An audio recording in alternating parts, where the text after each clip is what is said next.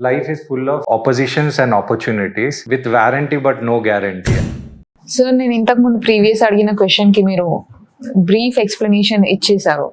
So మరి మీరు మీ లైఫ్లో కర్మని నమ్ముతారా నమ్మరా? అంటే కర్మ అనేది ఏంటంటే ఇప్పుడు అది ఎంత పాత వర్డ్ అనేది అంటే ఇప్పుడు అంత మోడర్న్ అయిపోయింది. ఇప్పుడు చాలా మంది నోరు తెరవంగానే కర్మ కర్మ అనే స్టోరీ అనేది. Yes sir. ప్రీవియస్లో నేను కూడా చెప్పాను కర్మ అనేది ఉంటుంది, అది కాదు అనేది. కానీ కర్మతో పాటు కార్యం అనేది కంపల్సరీ ఉంటుంది అనే కాన్సెప్ట్ అనేది ఉంది. కానీ ఇప్పటి వరకు నేను చాలా మంది చాలా కర్మ అనే కాన్సెప్ట్ని ఎన్నో గంటలు కూడా ఎక్స్ప్లెయిన్ చేసింది ఉంది. కానీ మీకు అది సింపుల్గా ఈజీగా అర్థమయ్యేటట్టు నేను చెప్తాను. ఈ కాన్సెప్ట్ అనేది మీకు క్లియర్గా అర్థమైపోయింది అనుకోండి, మీరు చేసే ప్రయత్నం అనేది మీకు సక్సెస్ ఇస్తుందా లేదా అనేది మీకే తెలిసిపోతుంది. ఫస్ట్ థింగ్ ఏంటంటే కర్మ అనగానే అంటే చాలామంది ఏం చేస్తారంటే ఇక్కడ రాసి ఉండాలి, మన జీవితంలో ఉండాలి, అప్పుడే అవుతుంది, లేకపోతే ఇప్పుడు ఎవరైనా స్ట్రగుల్ అయితే కర్మ అనేది కూడా క్లాసిఫైడ్ ఉంటుంది. ఫస్ట్ థింగ్ ఏంది అంటే కర్మ అనేది మీకు ఫస్ట్ ఉండాల్సింది ఏంటంటే సంచిత కర్మ. అంటే మీరు నమ్మినా నమ్మకపోయినా ఒక మనిషి అనేది రీబర్త్ అనేది తీసుకుంటూనే ఉంటాడు. దానికి మెల్లమెల్లగా మీకు సైంటిఫిక్గా కూడా ప్రూఫ్స్ వస్తుంది. వచ్చే ఎపిసోడ్స్లో నేను మీకు డైరెక్ట్ వీడియో లింక్సే ప్రొవైడ్ చేస్తాను. సైన్స్ కానీ ఒక కోర్ట్ నుంచి కూడా అది ప్రూవ్ అయింది రీబర్త్ అనే కాన్సెప్ట్. అంటే మీరు నమ్మలేరు కాబట్టి అది లేదని కాదు, రీబర్త్ అనేది ఉంది, ఫ్యూచర్లో అది క్లారిటీగా వస్తుంది. కాబట్టి ఫస్ట్ థింగ్ ఏంది అంటే కర్మ అంటే ఫస్ట్ అందరు ఫోకస్ చేయాల్సింది ఏంటంటే సంచిత కర్మ. సంచిత కర్మ అంటే ఏంది అంటే మీ కంప్లీట్ కర్మ. ఇప్పుడు ఎగ్జాంపుల్ మీరు ఈ భూమి మీద ఒక టూరిస్ట్ లాగా వచ్చిరని అనుకుందాం.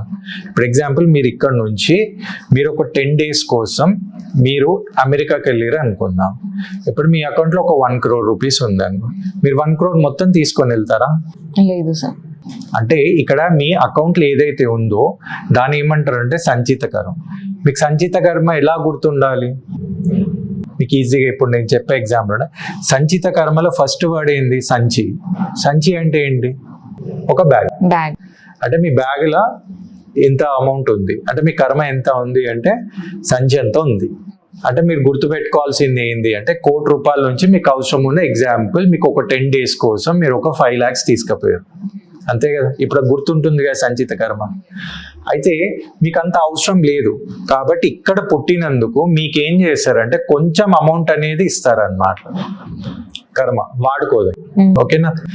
ఇప్పుడు మీరు ఇక్కడ నుంచి ఒక 1 crore నుంచి ఒక 5 lakhs తీసుకొని పోయారు అనుకోండి అమెరికాకి, మీరు డైరెక్ట్ తీసుకుంటారా? అయితే మీరు పోతున్నారు కదా, అయితే ఇక్కడ నుంచి మీరు ఏం చేస్తున్నారు? మీ జర్నీ అనేది స్టార్ట్ చేస్తున్నారు. అయితే తెలుగులో స్టార్ట్ చేసేదాన్ని ఏమంటాం? జర్నీ స్టార్ట్ చేయడంని మొదలు పెడుతున్నాం. ఇంకొక వర్డ్ ఏమంటాం? ప్రారంభిస్తున్నాం. అయితే సంచిత కర్మ నుంచి దేవుడే కానివ్వండి, యూనివర్సల్ ఎనర్జీ కానీ మీకు కొంచెం ఇస్తే దాన్ని ఏమంటారు అంటే ప్రారబ్ధ కర్మ అంటారు. అంటే ప్రారబ్ధం అంటే ఏంటి?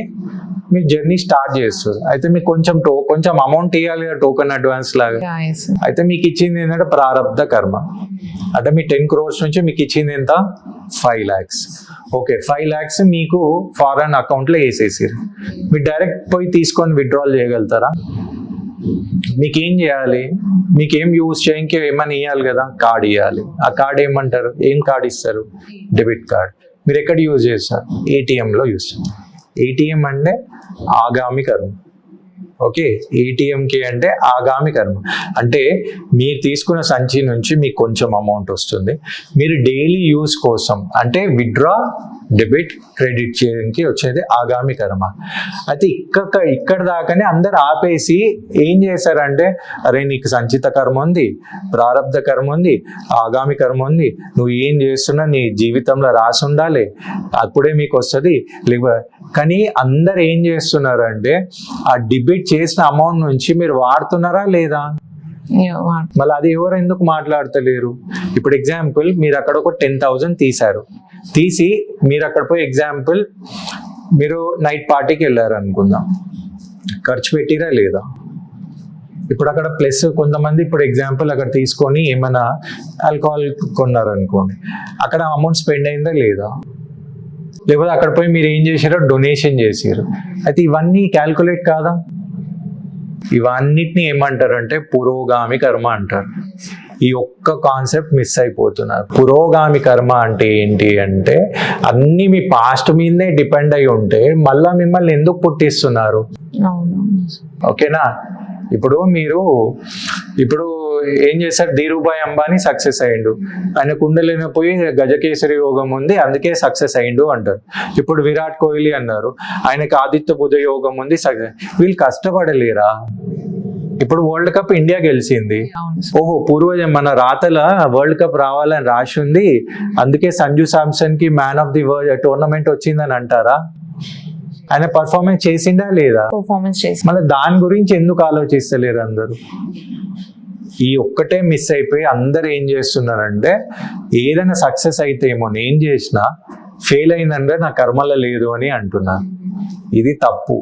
అందుకే ఏమంటారంటే మనం ఫస్ట్ అన్ని చెయ్యాలి కానీ పాజిటివ్స్ చేయాలి. రిజల్ట్ అనేది మనం ఆశించొద్దు అంటే ఆయన ఇచ్చుకుంటాడు యూనివర్సల్ అని. అయితే మనం చేయాల్సింది ఏంటంటే పురోగామి కర్మ. ఇది మిస్ అవుతుంది. దీనికి తగనంగా మనకి కొంతమంది ఏంటంటే తెలుగులో ప్రవచనాలు చెప్పేటోళ్ళు వాళ్ళంతా ఏం చేస్తున్నారంటే ప్రవచనాలు కానీ మనకు కొంచెము అది నెక్స్ట్ టాపిక్లో నేను వాళ్ళ వర్డ్ యూజ్ చేస్తున్నాను మళ్ళీ దాని మీదే. అది ఏమంటున్నారంటే భీష్ముడు ప్రాబ్లం అయింది. భీష్మునికి ఎందుకు ప్రాబ్లం అయిందంటే కృష్ణుడు ఏమన్నాడంటే మీ పూర్వజన్మ చూడండి అన్నాడు.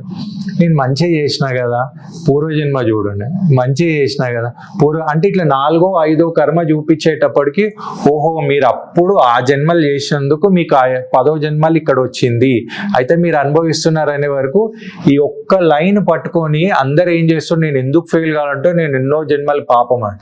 కానీ ఈ జన్మలో కూడా భీష్ముడు కొన్ని తప్పులు చేసిందా లేదా? ఆయన కళ్ళ ముందు అయ్యే దాన్ని ఆపలేనప్పుడు ఇది కూడా యాడ్ అవుతుంది. అయితే మనం ఏం చేయాలంటే మీ కాన్షియస్ లో ఉన్నప్పుడు మీరు తప్పు చేస్తున్నారు అని తెలిసినప్పుడు అవి చెయ్యొద్దు, అవి కూడా యాడ్ అవుతాయి. ఫస్ట్ ఇంపాక్ట్ దేవుడు అదే ఇస్తాడు. ఇప్పుడు మీరు ఎంత ఈజీ రీఛార్జ్లు చేసుకొని జొమాటోలో ఒక ఆర్డర్ వస్తుందో మీ కర్మ కూడా అంతే ఈజీగా వస్తుంది. కాబట్టి ఫస్ట్ ఫోకస్ చేయాల్సింది ఏంటి అంటే థింక్ పాజిటివ్. ఇది వదిలేసి అన్ని తీసుకుపోయి మనం పూర్వజన్మ కర్మ అని చేసి కర్మ కాన్సెప్ట్స్ పట్టుకొని వచ్చి అందరినీ భయపెట్టించి తీసుకొని పోతున్నారు. నేనేం చేస్తున్నా అంటే మీరు చేయాల్సింది కూడా చెయ్యాలి, తర్వాత రాలేదు అంటే అప్పుడు ఏదో రెమెడీస్ చేసుకోవాలి. అర్థమవుతుంది? ఇది చేయకుండా ప్రాబ్లమ్స్ అనేది క్రియేట్ అవుతుంది. కర్మ సిద్ధాంతం ఇలా చెప్పాలి. ఓకే.